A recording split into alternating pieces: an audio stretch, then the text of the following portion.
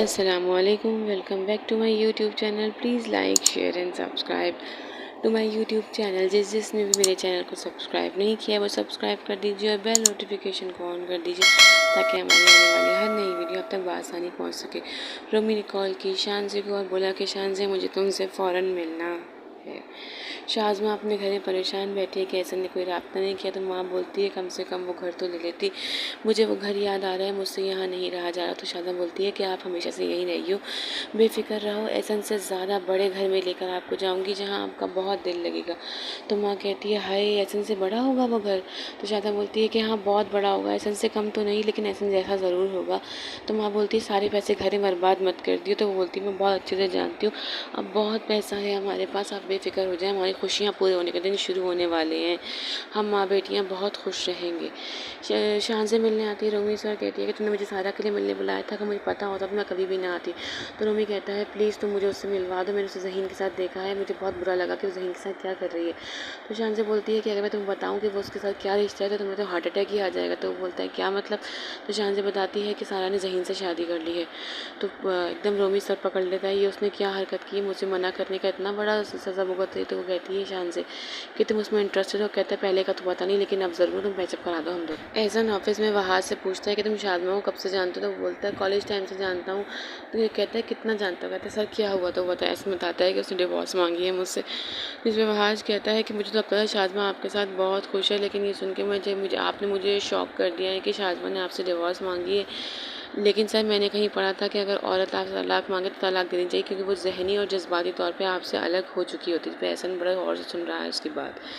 सब शबाना आती सज्जो के पास, बताती है कि ज़हीन को जो गाड़ी मिली है बहुत बड़ी, सारा के तो मज़े हैं, वहाँ जाती है छोड़ छोड़ के, तो वहाँ मज़े यहाँ आती है। तो सज्जो कहती है कि तू मुझे जलाने के लिए आई, सारा के मज़े बताने के लिए आई। तो शबाना कहती है कि अब तू भी शादी कर ले, वो दोनों साथ रह रहे हैं, मुझे नहीं लगता कि वो वापस जाएगी। तो सज्जो कहती है कि अब भाई बहुत बदल गए हैं, वो तो अपनी शादी की बातें करते रहते हैं। शबाना कहती है तू बेफिक्र रह, जब भी कोई रिश्ता आएगा तो फ़ौरन हाँ कर दियो और शादी कर लियो, छोड़ इन सबको, भाई का क्या है, भाई को हम देख लेंगे। आज कॉल के शादा को बताता है कि ऐसा मुझ पर अभी भी भरोसा करता है, उसने मुझसे ये सब बातें की हैं। तो शादा बोलती है वो मेरे बारे में क्या बोल रहा था। कहता है कि उसको तुम लालची लगती हो, तुमने घर मांग के अपने आप को हल्का कर लिया है। तो शादमा कहती है तुम्हारा ही मशवरा था कि घर में अपने नाम करवा लूँ। तो वहाज कहता है कि तेल देखते हैं, तेल की धार देखते हैं, उसके बाद बात करते हैं, तुमने तो डायरेक्टली उससे मांग लिया, अब वो तुम्हें बहुत हल्का समझ रहा है। तो फिर शादमा कहती है कि मैं ऐसे छोड़ूंगी तो नहीं, उसे क्या लगता है सिर्फ हक महर लेके मान जाऊंगी, मैं देखना उसके साथ करूँगी क्या और तुम्हें पता चलेगा कि मैं करती क्या हूँ। यहाँ पे बच्चे पढ़ रहे होते हैं जिनके पास सारा आती है और उन्हें पढ़ाने लगती है। तो उनका होमवर्क वगैरह चेक करती है। तो बच्ची बोलती है कि चाची मैं मैथ्स में और साइंस में बहुत वीक हूँ। तो सारा बताती है कि जब मैं तुम्हारी जितनी थी तब मैं भी साइंस और मैथ्स में बहुत वीक थी। एक दफ़ा बाबा से मेरी बहुत डांट पड़ी थी, एकदम उसकी आंखों में आंसू आ जाते हैं पापा को याद करके, लेकिन वो फिर खामोश हो जाती है। सास ससुर बैठे बड़े गौर से सुन रहे होते हैं सारा की बातें। तो बताती है कि बाबा से बहुत डांट पड़ी, उसके बाद मैंने बहुत हार्ड वर्क किया और मैंने क्लास में फर्स्ट आई, मैं बहुत अच्छा पढ़ने लगी थी। तुम दोनों को आज से मैं पढ़ाऊँगी, तुम दोनों का खेलना कूदना बिल्कुल बंद, 4 से 6 तुम दोनों मेरे पास पढ़ने आओगे। तो बच्चे बोलते हैं जी ठीक है, हाँ आपके पास पढ़ने आएंगे। सास बोलती तुम पढ़ा लोगी, ये बहुत शरीर है। तो कहती है जी मैं इनको पढ़ा लूँगी, आप बेफिक्र रहें, अब इनकी ज़िम्मेदारी मेरी है, आप लोग इनसे बेफिक्र हो जाएं। ज़हीन के माँ बाप बहुत खुश हो रहे हैं सारा को इस तरह देख के, और सारा भी अब यहाँ पर बहुत अपना दिल लगा रही है, खुश हो रही है।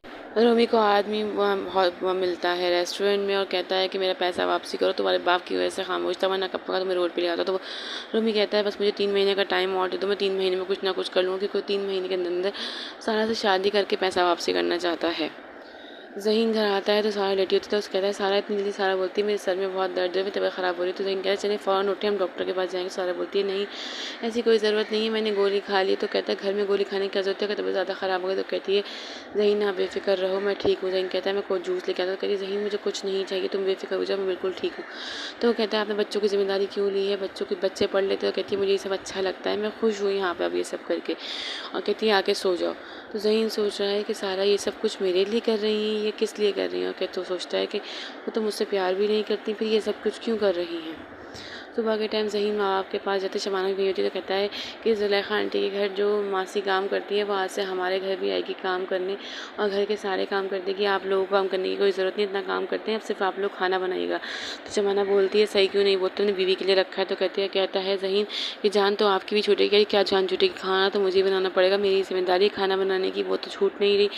मक्खन लगाना तो कोई तुमसे सीखे ज़हीन, तुम्हें तो मक्खन लगाना बहुत अच्छा आता है, बीवी के लिए कर रहे हो और नाम हम सबका लगा रहे हो। ज़हीन बोलता है मैंने सबके लिए रखी है और जान आपकी भी छूट रही है। माँ बाप को कहता है मैंने आपको पहले ही बोला था जब मेरी नौकरी अच्छी लग जाएगी तो मैं ये सब करूँगा। शबाना जाके बात सुनाती है सारा को कि सिर्फ एक ही काम नहीं होता, घर में 10,000 काम होते हैं, खाना बनता है तो 10,000 पंचायतें होती हैं।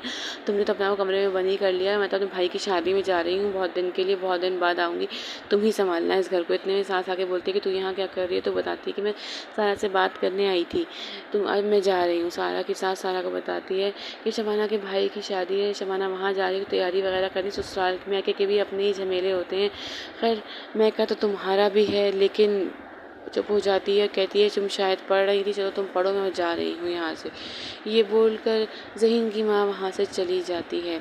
शबाना की माँ वगैरह आए हैं तो सारा की सास बोलती है कि इतनी जल्दी कर दी आपने। कहती है हाँ लड़की बहुत अच्छी थी, उन लोगों को भी जल्दी थी, हम लोगों को भी जल्दी थी, हम लोग मान गए कि ज़्यादा इतना जहेज़ दिया कि मेरा तो पूरा घर भर गया, समझ नहीं आ रहा। काया को बच्चे आके बताती है कि चाची पढ़ा रही है तो स्कूल में बड़ी तारीफ़ें हो रही हैं हमारी। चाय निकालने देखने जाती है शबाना कि सारा ने किया कि नहीं, सारा निकाल रही होती है तो दोनों बहनें मिलकर वहाँ उसे बात सुनाती हैं। सज्जो बोलती है कि मैं भाभी इतना जहेज़ लाई है कि हमारा तो पूरा घर भर गया, रखते रखते सामान समेटते समेटते हम थक गए। शबाना बोलती है कुछ लड़कियाँ होती हैं अमीर घर की लेकिन जहेज़ लेकर नहीं आती, लेकिन नसीब उनका इतना अच्छा होता है कि खाली हाथ आके भी ससुराल में शहजादियों वाली ज़िंदगी गुजार रही होती हैं। सारा ये सारी बातें सुन रही हैं इन दोनों की, लेकिन जवाब कोई नहीं दे रही। सज्जो बोलती है कि हाँ कुछ लड़कियाँ होती हैं ऐसी, लेकिन मेरे भाई जैसी किस्मत तो किसी की नहीं। और कुछ लोगों की किस्मत फूट जाती है, चाय गिरने लगती है तो एकदम शबाना चीखती है, सास आके बोलती क्या हुआ, चाय नहीं निकाली। सब बोलते हैं कि सारा कर रही थी, तो सास बोलती है इसे किसने बोला। एकदम सारा की तबीयत ख़राब हो जाती है, उल्टी आने लगती है, तो सास भाग के सारा के पास आती है और कुछ की कहती है बेटा तुम्हें किसने कहा था काम करने के लिए, यहाँ कितनी गर्मी हो रही, चलो यहाँ से बाहर चलो। और सास बहुत खुश हो रही है और सारा को किचन से बाहर ले जाती है। शबाना और सज्जो की शक्ल एकदम उतर जाती है, दोनों एक दूसरे को देखने लगती है। दोनों फ़ौरन सास के पीछे बाहर निकलती हैं कि देखें हम भी क्या है। शबाना का तो बहुत ही मुँह उतर गया है। सास उसे हवा में जाके उठाती कहती है बेटा आज के बाद तुम किचन में नजर नहीं आओगी, सज्जो जा तू नींबू निचोड़ के पानी में लेकर आ। तो शबाना बोलती है ऐसी भी क्या जरूरत, तो माँ बोलती है तू बच्ची ना बन, तुझे सब पता है कि सारा किसी उम्मीद से है और हमारे घर एक बच्चा आने वाला है। देख मेरी बच्ची कितनी प्यारी लग रही है, मैं तो काफ़ी दिन से समझ रही थी, इसकी खूबसूरती देख के ही दिन ब दिन बहुत खूबसूरत होती जा रही है कि इसके यहाँ कुछ होने वाला है, ऐसी खिल रही है माशाल्लाह से मेरी बच्ची। सास शबाना की माँ बोलती है कि आपकी बहू के यहाँ कुछ होने वाला है, तो कहती है हाँ मेरी बहू के यहाँ खुशखबरी है। वे इसके सारा को कहती है तुम्हें किचन जाने की कोई ज़रूरत नहीं, तुम आराम करो कमरे में बैठ के। सारा अपने कमरे में बैठी आराम करती, तो शबाना आके बोलती है कि तुम मम्मी को बताती क्यों नहीं हो, तुम्हारे घर कोई खुशखबरी नहीं है, तुम्हारा ज़हीन का तो ऐसा कोई ताल्लुक ही नहीं। तो सारा बोलती है आपको कैसे लगता है कि मेरा और ज़हीन का ऐसा कोई ताल्लुक नहीं, आप कैसे कह सकते हैं। तो शबाना कहती है कि मैं जानती हूँ कि तुम्हारा और उसका ऐसा कोई ताल्लुक नहीं, तुम जाके अम्मी को बता दो, अम्मी खुशफहमी में शिकार हो रही हैं। तो सारा बोलती है ये आपका मसला नहीं, मेरा मसला है, मैं खुद देख लूँगी और ऐसा कुछ है नहीं। तो मैं सारा के साथ सारा के लिए खाना लेकर आती है, खाना ला के देती है और कहती है कि बेटा तुम ये खाना खाओ, चटपटी बिरयानी, तुम्हारा दिल मत ला रहा होगा, और ये पैसे ले शबाना मासी को दे दियो और जा तू बाहर जाके खाना खा, बाहर खाना लगा हुआ है। सारा बेटा ये खाओ, तुम्हारा दिल मत लाना ख़त्म होगा। सारा खाती है तो सास वहीं खड़ी हुई है उसके पास। सास कॉल करती है ज़हीन को, कहती है जल्दी घर आ जाना। ज़हीन बोलते हैं कि खैर, तो बताती है सारा की तबीयत ख़राब है। तो ज़हीन बोलता है मैं अभी आता हूँ। तो कहती है नहीं बेटा ऐसी हालत में तो ऐसा होता है। ज़हीन बोलता है कैसी हालत, तो कहती है कि तुम बाप बनने वाले। ज़हीन हंसता है, कहता है अम्मी ऐसी कोई बात नहीं है। तो कहती है नहीं बेटा मुझे पता है ऐसी बात, तुम जल्दी आना। तो कहता है अच्छा ठीक है मैं रात को आ जाऊँगा। तो सास उसकी कॉल बंद कर देती है, बहुत ज़्यादा खुश है। ज़हीन हैरत कर रहा है अपनी माँ पे, क्योंकि उसे पता है कि ऐसा कुछ नहीं है। शाज़मा की माँ बोलती है कि ऐसे की तरह से कोई राब्ता हुआ, तो बोलती नहीं हुआ, लेकिन मैं बहुत जल्द अपने घर जाऊँगी, क्योंकि उसकी माँ सिखा रही है कि तू घर जाके अपना कीमती जेवर पैसा और कपड़े वगैरह मेकअप वगैरह उठा के ले आ। सारा बैठी हुई थी, सास उसके लिए इमली लेकर आती है कि इमली खाओ, तुम्हारा दिल मत लाना ख़त्म होगा, पता नहीं कब से तुम्हारी हालत है बेटा, तुम्हें बताना चाहिए था मुझे। इतने में ज़हीन आता है तो माँ बोलती है कि इसको डॉक्टर के पास लेके जाओ। डॉक्टर 2 टेस्ट बोलता है, वो टेस्ट करवा, इसका सब कुछ करवा कर वो के लेकर आ। बहुत खुशखबरी की बात है, मैं समझ गई हूँ, बस तू डॉक्टर के पास लेके जा। जैसे कि वहाँ अंदर जाती ज़हीन बोलता है क्या हुआ, तो सारा बोलती है बस 2 दिन से सर में दर्द था, इसकी वजह से शायद खाना हज़म नहीं हो रहा, डायरिया हो गया था, तो और अम्मी को ऐसा लगता है। शाज़मा घर आती है, साबरा उसका रास्ता रोकती है कि आप नहीं जा सकते, साहब ने आपको ऊपर जाने से मना किया। तो बोलती है नमक हराम, मेरा पैसा खा खा के तुम मुकर रही है। साबरा बोलती है मुझे अल्लाह पाक की ज़रूर सज़ा देगा, लेकिन आप ऊपर नहीं जा सकते, कि तू मुझे रोकेगी। साबरा को धक्का देती है और ऊपर चली जाती है। साबरा पीछे पीछे ऊपर जाती है और देखती है कि शाज़मा बीवी ने अपनी अलमारी खोली है, टेची निकाला है और सारा कीमती सामान, अपना कीमती जेवर, पैसा, नकदी, अपना मेकअप, कपड़े वगैरह सब लेके जा रही है। साबरा भाग कर नीचे आती है और एहसन को कॉल करके बोलती है कि शाज़मा बीवी घर आई हुई है, सामान लेके जा रही हैं, आप जल्दी घर आ जाएं। तो वो बोलता है कि अच्छा मैं आ रहा हूँ। इतनी देर में शाज़मा नीचे आती, साबरा उसे रोकने की बहुत कोशिश करती है कि वो ना जा सके। वो कहती है कि तो सारा थप्पड़, शाज़मा थप्पड़ मारती है साबरा को, हाथ मरोड़ती है, धक्का देकर उसे अपना सामान लेकर निकल जाती है कि तू मुझे रोके, कि तू मुझे कौन होती है रोकने वाली, और घर से चली जाती है। एहसन घर आता है, बहुत परेशान होता है।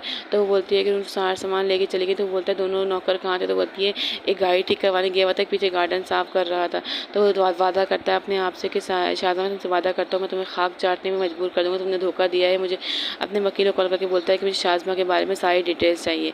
यहाँ पे माँ बाप बैठे ज़हीन को समझा रहे हैं कि शब्बर की शादी में हम सबको जाना है, सारा को सूट दिला दो। तो वो कहता है ना सारा जाएगी ना मैं जाऊँगी, जो उन लोगों ने हमारे साथ किया मुझे याद है, आप लोग भूल सकते हैं लेकिन मैं नहीं भूल सकता, सारा नहीं जाएगी। सारा को लेकर शॉपिंग पे जाता है। सारा बोलती है तुम अम्मी को बता के देते। तो कहता है अच्छी बात है, अम्मी इसी बहाने आपका ख्याल तो रख रही हैं। तो सारा बोलती है मेहमानों के सामने बोल रही थी। तो कहता है कौन से मेहमान। तो कहती है शबानाबाजी के हवाले आए हुए थे, सारा आए हुए थे तब बोल रही थी कि सारा माँ बनने वाली है। तो जो ज़हीन कहता है अच्छी बातों के सामने बोलना चाहिए, आप सारा एहसन हयात है, आपको अपने महल में एक दिन वापसी जाना है, आप वापस चली जाएंगी जब आपके डैड मान जाएंगे। तो दोनों खुशी खुशी शॉपिंग करने लगते हैं। सारा सामान खरीद रही होती है। तो सामान खरीदते खरीदते एक भारी सूट दिलाता है, क्योंकि उसको लगता है कि शादी में शायद सारा ये सूट पहन लेगी। वो सारा को उसकी पसंद की सारी चीज़ें और ज़रूरत की चीज़ें दिलाता है। जिसमें सारा कहती है कि तुम्हारी भी नई जॉब शुरू हुई है, तुम्हारे सारे कपड़े पुराने हैं, तो कुछ अपने लिए भी ले लो। तो कहता है नहीं मुझे ज़रूरत नहीं। कहती ज़रूर लो। तो कहता है चले आप अपनी पसंद के दिला दें मुझे, आज कपड़े मैं आपकी पसंद के पहनूंगा। वो अपनी पसंद के दिला रही होती है। तो ज़हीन के बॉस की कॉल आती है। तो वहाँ सिग्नल नहीं है। ज़हीन बोलता है बाहर से बात करके आता हूँ। सारा वहाँ सामान देख रही है। ज़हीन बाहर जाके अपने ऑफिस के बॉस से बात कर रहा है, क्योंकि अंदर सिग्नल नहीं थे। सारा की नज़र पड़ती है कि वहाँ पे रोमी खड़ा है, और रोमी की नज़र पड़ती है कि वहाँ सारा खड़ी। जानने के लिए हमारे साथ बने रहेगी, अपना ख्याल रखिएगा, अल्लाह हाफ़िज़।